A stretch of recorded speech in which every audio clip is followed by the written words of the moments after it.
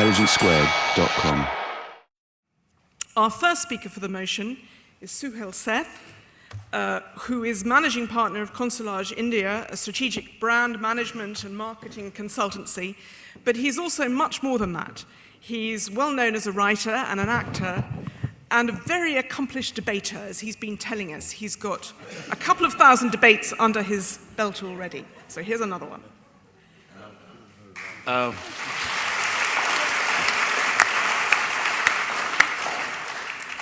Trust the BBC to relay the truth before fiction. Thank you, Bridget. Ladies and gentlemen, good evening. It is not our contention to decry democracy, as both these gentlemen will have you believe as we go through the evening. We're not saying that democracy is bad, that as a form of governance, it should be done away with. Neither are we suggesting for a moment that we, wise men, have an option for India. Our analysis pertains to the period post-1947, in which many of you left us with trials and tribulations. A period where we've seen the many facets of democracy, some of which have worked, some of which haven't. It's a weakness much like what happened with Achilles' mother when she dipped him into the Styx, hoping that both his heels would be armed with vigor and encouragement, and later figured that she'd only dunked one, not the other. The reality is, Mani Shankar Iyer, who I admire and is a very dear friend of mine, lost the general elections in 2009. He's now a member of India's parliament. If that isn't a paradox, what is? We're the only country in the world which can actually predict future prime ministers. So I can tell you there will be another Gandhi that will rise over the horizon with great adroitness. So there are these realities of India which we must come to terms with. Is it bad to have a Gandhi in power? I don't imagine so, because look at the kind of options we've had in the past. So the reality is, these are some of the issues that are hampering India's growth today, and often enough, democracy is used as that crutch. Bridget talked about a glue.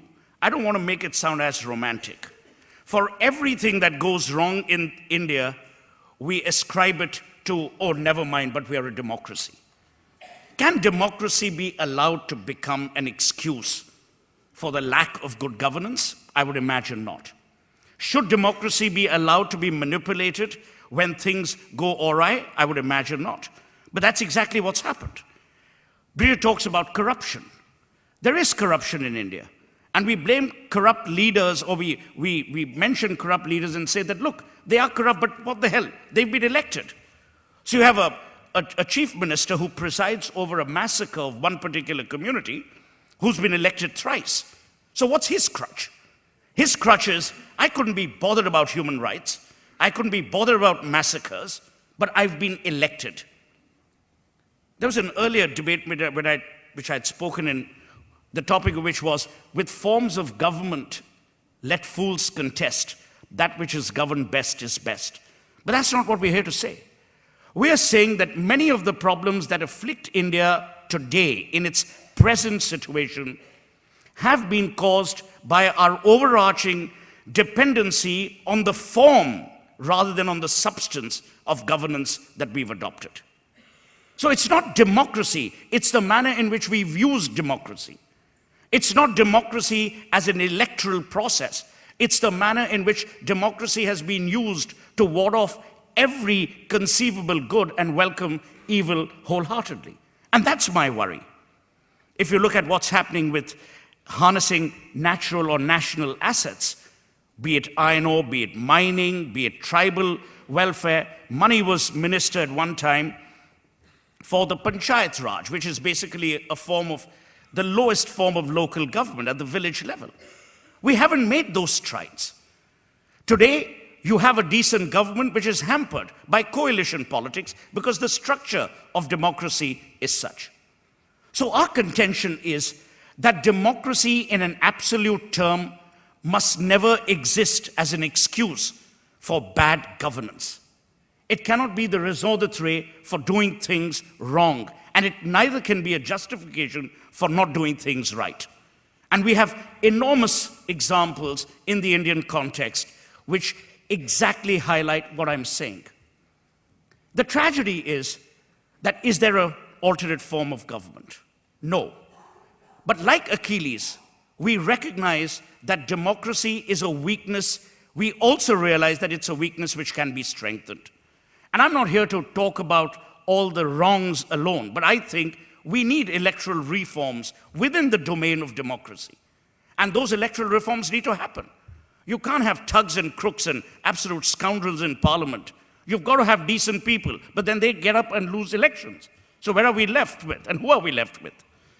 The tragedy also is that if you analyze India's parliament today, 37% are the three Bs. Well, in Hindi, they're called Behan, Bivi, and Bahu, which basically means she's either your sister or your wife or your daughter-in-law. Now, is that a bad thing? Often the argument is, but look, what the hell, she got elected in an election.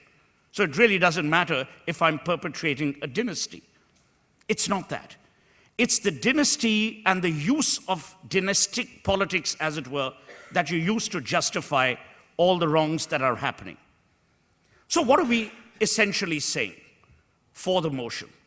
We're saying that in today's India, whether it is the leadership or whether it is people in industry, they have manipulated the existing form of government, which they've called democracy. So they've said, because the people have elected us, we can do what the hell we want. And they've been doing it with great aplomb. Our contention is that that needs to be tempered. So we don't need another form of government, but what we certainly do need are course corrections within this particular form, because this form, in its present condition, is dragging the country down. It's not about 9% growth. It's not about being the third or fourth largest economy. I believe last week we overtook Japan. I mean, now that's one additional statement. I don't think we can really be proud of overtaking Japan in Japan's present condition, but then we weren't that plotted too. So our contention is that if you're actually analyzing the growth, and if you're actually analyzing the development that India's seen in the last couple of decades, you've got to analyze it in the context of just one thing.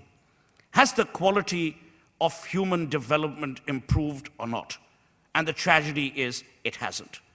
We have a robust judiciary, but is it enough to send corrupt people to jail? Are you actually able to change the system? Because if you don't hit at the lowest, at the edifice itself, which in this case is electoral reforms, you're never going to get enduring change. So I'd end by saying that we need to do 3 or 4 things urgently. One is we need to stop making excuses for misgovernance and bad governance and blame it on democracy, and which is what we've been doing. The current architecture of India's democracy is inherently weak because it allows a 5-year period to people with no cause for either recall or for abstinence or for none of the above in your election program. The third, I genuinely believe that democracy is relevant only if democracy actually provides equal opportunities. Enough has been written and said about the denial of equal opportunities. Basic human rights, such as the right to education, for which we've only recently had a bill introduced, such as the right to health. So those rights need to be installed. I mean, you can't have an overarching form of government called democracy and deny people these very basic human rights. 4, I think it's important for us to recognize that there is an inherent weakness in the kind of democracy we practice. And that weakness needs to either be eliminated or course corrected. Finally, we're not here promoting a Gaddafi kind of governance model, or for that matter, a dictatorial form of government. We're saying that in the current context of democracy as it is in India, it is an inherent weakness for every Indian as a whole. It's not about certain classes developing while the others languish in poverty or because of the denial of opportunity. Thank you so much.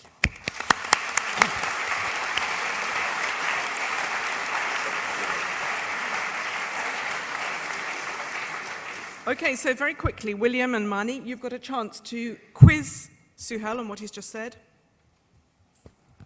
So what you're saying is that democracy is a bad form of government, but you don't think that there's an alternative, better form of government. And are you suggesting that good governance could come through dictatorship when it cannot come through democracy? Are you on your side or are you on my side? See, this is what I'd expected of money to do wordplay, you know. But we're not here in a school debate. So let's get back to the seriousness of the topic. What I said was that democracy in its current form in India has certain flaws.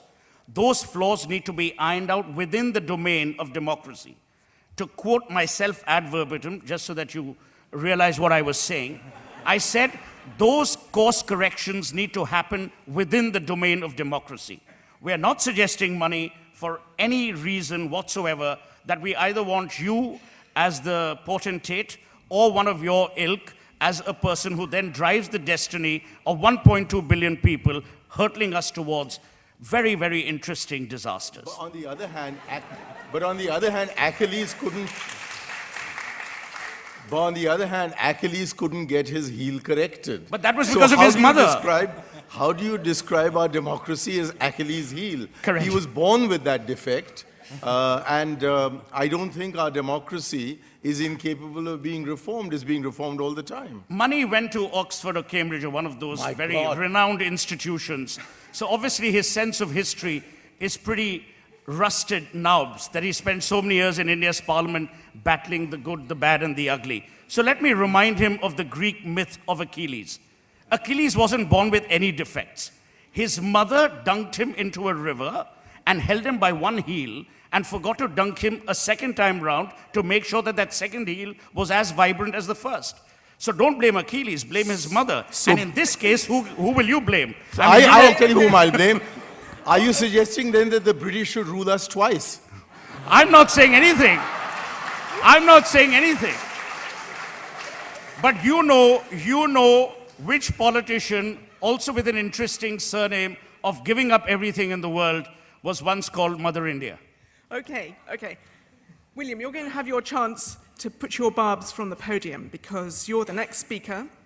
Thank you. Thank you very much. Suhel.